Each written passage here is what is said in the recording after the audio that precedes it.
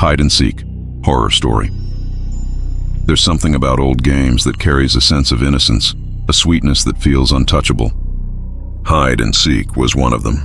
Everyone remembers the laughter, the counting against a tree or a wall, the thrill of being discovered, or the victory of staying hidden just long enough. It's a game that belongs to childhood, but sometimes a game can change. Sometimes the rules are rewritten, and the thing seeking isn't one of your friends. It started with 5 friends who had grown up together in a small town where nothing much happened. Boredom drove them to wander. Curiosity drove them to explore. And one summer night, it drove them to a house they should have left alone. The house on Sycamore Street had been empty for decades. Its wooden frame sagged with age, its windows shattered, its garden grown wild. No one knew who had last lived there, only that they had left suddenly and without explanation. Children whispered that it was haunted.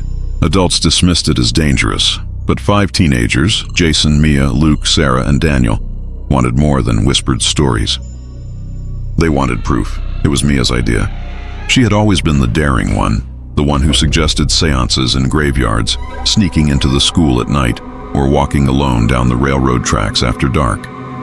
But this time her idea wasn't just to enter the house.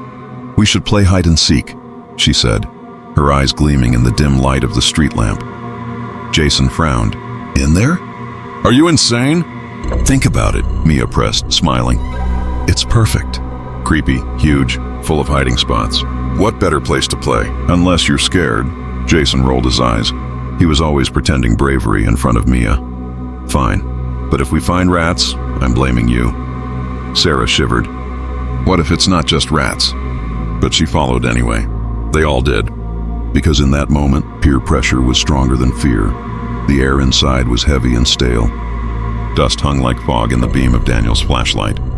The floor creaked with each step, complaining under their weight. Wallpaper peeled from the walls in strips, revealing rotting wood beneath. The smell was of mildew and something else, something sharp and metallic, like rust or dried blood. "This place is disgusting," Sarah muttered, pulling her hoodie tight around herself. "Disgusting, but awesome," Luke countered, grinning. He kicked a piece of debris, sending it skittering across the warped floorboards. They explored the first floor together, finding broken furniture draped in cobwebs, shattered glass crunching beneath their shoes, and strange stains on the walls. Upstairs, the hallway stretched into darkness, lined with doors leading to rooms that felt both too small and too vast. It was here, on the landing, that Mia stopped and turned to them with a grin. "All right, rules are simple. 1 seeker, 4 hiders. No leaving the house, no hiding in the same spot twice. When you're found, you join the seeker. Last one hiding wins," Jason groaned. "Like infection hide and seek." "Great, we'll be here all night." "Exactly," Mia said. "All night, ready?" No one wanted to admit they weren't. Mia volunteered to be the seeker first. She pressed her forehead against the wall, shut her eyes, and began to count loudly. 1, 2, 3. The others scattered. Jason slipped into the nearest room, sliding under a dusty bed frame that smelled of mold. Sarah ran down the hall and ducked into a closet, holding her breath as she closed the door. Luke climbed into a broken wardrobe, pulling the door shut just enough to conceal himself. Daniel hesitated, then hurried downstairs, finally tucking himself behind the remains of a collapsed sofa. 28, 29, 30. "Ready or not, here I come." Mia's voice rang through the house, and the game began. She moved slowly, her footsteps heavy on the creaking floorboards. "Where are you?" she called in a sing-song tone. "I'm going to find you." Jason felt his heart pound as he watched her feet through the gap beneath the bed. Her sneakers stopped just inches from his face. She stood there silent. He covered his mouth to keep from breathing too loudly. Then suddenly, she moved on. Jason nearly sighed in relief. But then he heard a sound that didn't belong. A low chuckle. It came from the corner of the room. Jason froze, staring into the shadows beneath the bed. Something shifted there, something darker than the dark. He blinked. Sure, his eyes were playing tricks. Then, slowly, the darkness grinned. Rows of teeth appeared in the void, gleaming faintly in the thin shaft of moonlight that crept through the broken window. Jason nearly screamed, but he bit it back, pressing his hand so tightly over his mouth it hurt. The grin faded. The shadow melted into nothing, and then Mia's voice called from the hallway. Found you, Sarah. Jason's heart thudded painfully. The game continued. But something was off. Sarah swore she hadn't made a sound in her hiding place, yet Mia had found her instantly, opening the closet door with a wide grin. Luke claimed he heard someone whispering his name from outside the wardrobe before the door flung open. But when he protested, Mia laughed and said she hadn't spoken at all. Daniel returned upstairs pale and shaken, insisting that someone else had found him in the basement first. She wasn't Mia, he whispered, his eyes wide. She looked like her, but her smile was wrong. Don't mess around, Jason snapped, though his voice shook. But deep down, he believed Daniel, because he had seen the grin too. By the second round, the house had changed. The shadows seemed to grow deeper, the air colder. The rules no longer felt like theirs. Jason was seeker now, counting loudly in the dark hallway. The others scrambled away, their footsteps echoing in strange directions, as if the house itself had rearranged. When Jason opened his eyes, the hallway stretched longer than before, the doors endless. He swallowed hard and began to search.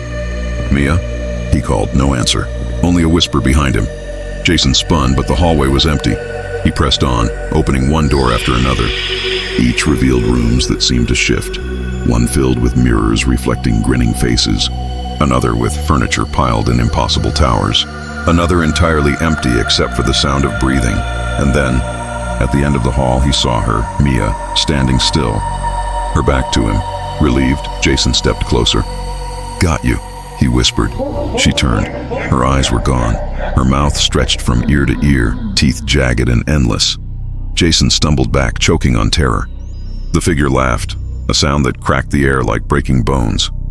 Then it was gone. He wasn't sure how long he stood there, frozen before he realized the others were screaming. By the time Jason found the others, one of them was missing. Daniel. They searched the house top to bottom, but there was no trace of him. Not even footprints in the dust. He's hiding too well, Mia tried to say, but her voice quivered. Jason shook his head. No, he's gone. Sarah burst into tears. Luke tried to calm her, though his own hands trembled. And Jason knew the truth. Someone else was playing with them. Someone who didn't want the game to end. The four of them huddled in the upstairs hallway, the silence of the house pressing down on them like a weight. Dust drifted lazily in the thin strands of moonlight leaking through the cracked roof, but everything else felt unnervingly still. Daniel was gone. Not hidden, not found, just gone. Maybe he ran out, Luke said quickly, though his eyes darted from shadow to shadow. Maybe he got scared and went home. No, Sarah whispered. She was pale, her arms wrapped tightly around herself. I heard him scream. Jason stared at her. When you were seeking, Sarah said. It was faint, like it came from the walls. I thought maybe it was part of the game. Mia frowned, forcing herself to be the voice of reason. He probably just wanted to freak us out. That's all. He's probably hiding outside, laughing his ass off. But no one laughed. The silence that followed was broken only by a distant thud. Like a door slamming shut. They should have left then. They all knew it. The smart thing would have been to run from the house, to sprint down Sycamore Street until the glow of the town swallowed them again. But something kept them there. Pride, maybe, or denial, or the whisper of curiosity that tugged at each of them despite their fear. We finish one more round, Mia said, her voice hard. If we don't find Daniel by then, we leave. Jason wanted to argue, but the words stuck in his throat. Maybe it was better to play along, to appease whatever had joined them. Luke was the seeker this time. He pressed his face against the rotting wallpaper, covered his eyes, and began to count. His voice trembled as he spoke. 1, 2, 3. The others scattered. Sarah darted down the hallway and slipped into a small room at the end. It looked like it had once been a nursery. The wallpaper was faded pink, patterned with smiling teddy bears whose faces had warped with mold. A broken crib sat in the corner, its wooden bars splintered. She crouched behind it, hugging her knees, trying to make herself small. 27. 28. Luke's voice echoed faintly down the hall. 30. Ready or not, here I come. Sarah closed her eyes and prayed he would find her quickly. But instead of footsteps approaching, she heard a soft giggle. Her eyes flew open. The sound had come from the crib. She stared at it, her heart hammering. For a moment there was nothing. Just the broken wood, the smell of rot. Then something shifted inside. A small shape rose slowly from the shadows. It looked like a child. A toddler, its face hidden by a curtain of greasy black hair. "Daniel," Sarah whispered, even though she knew it wasn't him. The child's head turned toward her and smiled. Its mouth stretched far too wide, teeth small and sharp, gums black. The giggle rose again, high and broken, like a toy winding down. Sarah bolted, screaming. Luke had been creeping down the hall, his flashlight beam shaking. He froze when Sarah's scream ripped through the house. "Sarah!" he shouted, sprinting toward the sound. She came tearing out of the nursery, eyes wild, face pale. "There's something in there." "Oh God, there's something in there." Jason and Mia emerged from their hiding spots, converging in the hallway. "What happened?" Jason demanded. "There was a kid," Sarah stammered, sobbing. "In the crib, smiling at me. It wasn't Daniel." "It wasn't," Luke swore under his breath, gripping her arm. "That's it. We're done. We're leaving." But when they turned to go, the stairs were gone. Where the staircase had once been was now a wall. Rotting wallpaper, smeared with handprints. "What the hell?" Jason muttered, pressing against it. It felt solid. Real. "This doesn't make sense," Mia whispered, backing away. The stairs were right here. As if in answer, the house groaned. The floorboards trembled beneath their feet. The walls seemed to breathe, expanding and contracting slowly. Sarah screamed again as the teddy bear wallpaper began to peel, the bears' faces stretching into distorted grins. "We're trapped," Jason said flatly. The words sank into all of them like a stone. A voice echoed through the house. It wasn't Luke's, though he was the seeker. It was something deeper, harsher, a voice that didn't belong to any of them. "Ready or not," it rasped. "Here I come." The four froze. Jason's throat tightened. "That wasn't Luke." "No," Mia whispered. "That was something else." The air grew colder. The shadows lengthened. And somewhere in the house, footsteps began to move. Heavy, deliberate. Too slow, too loud. The seeker had changed. They split again, panicked. Jason found himself stumbling into a room that looked like a study. Bookshelves lined the walls, their spines eaten by mold. A desk sat in the center, its surface covered in dust. He ducked behind it, trying to steady his breathing. The footsteps grew louder, closer. Jason risked a glance around the edge of the desk. At first, he saw nothing. Just the doorway yawning wide. Then a figure stepped inside. Tall, thin, its limbs too long, bending strangely as it moved. Its head tilted at an unnatural angle as if its neck were broken. Jason's stomach twisted as he saw its face. It wasn't faceless. It wasn't empty. It was smiling. The grin stretched from ear to ear, lips cracked, gums bleeding. Its eyes bulged, milky white, as if rotting in their sockets. The figure cocked its head, listening. Jason held his breath, frozen. The figure stepped closer, its bare feet dragging across the floor, leaving smears of something dark behind. It leaned over the desk, its mouth inches away from where Jason crouched. Jason squeezed his eyes shut, praying it wouldn't find him. For a moment, there was silence. Then the voice rasped again. "Found you!" Jason screamed and bolted, shoving past the creature. Its fingers brushed his shoulder, icy and damp. He stumbled into the hall, colliding with Mia and Luke. "Run!" he shouted. They sprinted together, Sarah joining them from the opposite end. Behind them, the thing laughed, its voice echoing through the halls like shattering glass. Doors slammed open on their own, furniture toppled, shadows writhed across the walls. The house wasn't just holding them, it was hunting them. They burst into a large room on the ground floor, though none of them remembered the stairs reappearing. It looked like a living room, though twisted. The furniture was overturned, the fireplace blackened. The windows were boarded from the inside. "We can't get out," Sarah sobbed. "We can't, shut up," Jason snapped. "We need to think." But the laughter was closer now. The seeker was coming. In the center of the room, carved into the wooden floor, was a circle. Symbols surrounded it, scratched deep into the boards, dark stains filling their grooves. It looked old, ancient. Mia stared at it, her breath hitching. This is a ritual." "What?" Luke demanded. She pointed at the carvings. "These are binding symbols, protection. My grandma used to..." The laughter cut her off. The figure appeared in the doorway, its grin wider than ever, its body bending and snapping like it was breaking itself just to step inside. Inside the circle, Mia screamed. They didn't question it. They dove in, huddling together in the center. The figure stopped at the edge, grinning, its head tilting back and forth like a pendulum. It lifted one long arm, dragging a finger along the circle's edge.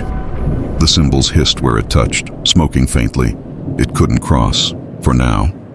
The figure leaned closer, its face inches from the barrier. Its breath reeked of decay. It whispered, low and guttural, "Do you want to keep playing?" The circle trembled beneath them. The air grew heavy, pressing down like a weight. Jason felt something inside him unraveling, like the rules of reality themselves were bending to the game. "We're not playing anymore?" he shouted. The figure's grin widened. "Yes, you are." They didn't see it happen. One moment, the four of them were clutching each other inside the circle. The next, Sarah was gone. No sound, no scream. Just gone. The circle where she had been sitting was empty. Jason's heart nearly stopped. No. Mia clutched his arm, trembling. It took her. Luke shook his head violently. No, she moved. She had to have moved. But deep down, they all knew the truth. The Seeker was winning, and the game wasn't over. The night deepened around the cursed mansion, swallowing every trace of warmth. Ethan clutched his flashlight like a lifeline, its flickering beam trembling over the walls that seemed to breathe with him. He had been searching for hours, yet the house never revealed an exit. Every hallway curved back, every door opened into another nightmare. Suddenly the sound came again, a voice, high-pitched, childlike. "Come find me." The words slithered out of the shadows, echoing like it had been whispered directly into his ear. His blood froze. He spun around, but no one was there, just a long corridor lined with mirrors, each cracked and stained. Ethan's breath quickened. He approached one of the mirrors, lifting his flashlight. And there, inside the glass, not his reflection, but the grinning face of a child. Pale and hollow-eyed, hiding behind him. He spun, swinging the light across the hallway, but the corridor was empty. His pulse hammered in his ears as he staggered back. The mirror laughed. Not him. The reflection. His own double smirked and whispered, "You're it." The glass shattered outward, cutting his face. Ethan screamed and stumbled back, blood dripping down his cheek. Then the pieces of mirror on the ground began to move, shards sliding across the floor, spelling words in crimson light. Hide or die. He ran, his footsteps pounding the wooden floors, searching for anywhere to hide. But the house shifted again, reshaping itself like it was alive. Doors slammed shut, walls stretched taller, and staircases twisted upside down. At last, he found a narrow closet. He yanked it open and slipped inside, slamming the door behind him. His chest rose and fell with ragged breaths, but then he realized he wasn't alone in the dark. Something was breathing with him. Slow, steady, wet. Ethan held his breath. His flashlight flickered weakly, illuminating the corner of the closet. There, crouched and waiting, was a girl. She couldn't have been more than 10. Her dress was white, stained with dirt, her head tilted at an unnatural angle. She smiled and whispered, in that same sing-song tone, "Found you." Ethan burst from the closet, slamming the door behind him. But her laughter followed, echoing, growing, multiplying. The mansion thundered with dozens of childlike voices chanting in unison. "Don't run. Don't hide. Play with us." He stumbled into the main hall, gasping. His flashlight finally died, plunging him into pitch blackness. The silence lasted only a second before the sound of tiny footsteps surrounded him from all sides. Then, one by one, pairs of glowing white eyes opened in the dark. Dozens of children, smiling, waiting. Ethan screamed, backing against the wall. "What do you want from me?" he cried. One of them stepped forward, a boy with hollow sockets where his eyes should have been. His lips stretched into a grin too wide to be human. "We just want to play. Forever." The children lunged, their hands clawing, their teeth snapping. Ethan ran blindly, crashing through a door that hadn't been there before. He fell into a room that smelled of decay, landing hard on rotting floorboards. The room was filled with toys. Dolls with broken heads, teddy bears with missing eyes, jump ropes tied like nooses. In the center was a giant wooden chest.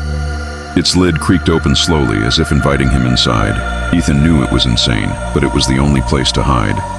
He scrambled in and pulled the lid shut. Darkness swallowed him. At first, silence.